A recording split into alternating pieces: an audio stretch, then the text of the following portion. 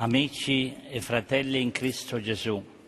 vissuto e celebrato con gioia da Francesco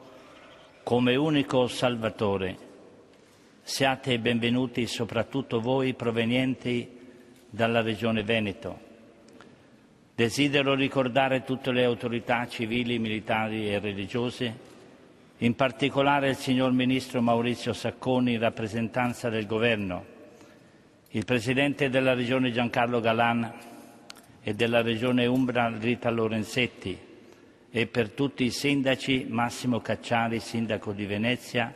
e il nostro Sindaco di Assisi, Ingegner Claudio Ricci, i Ministri generali e provinciali delle famiglie francescane, il nostro Vescovo Domenico Sorrentino, i Vescovi del Veneto,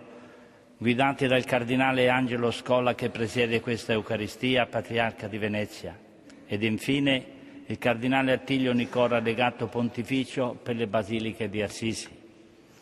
A nome della comunità francescana del Sacro Convento auguro di affrontare, ciascuno secondo la propria vocazione e responsabilità,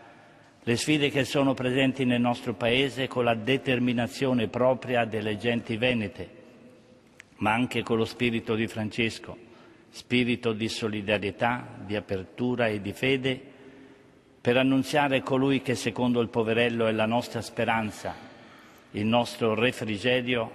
e tutta la nostra dolcezza. Il Signore dia fecondità al vostro impegno nella vita di ogni giorno. Pace e bene.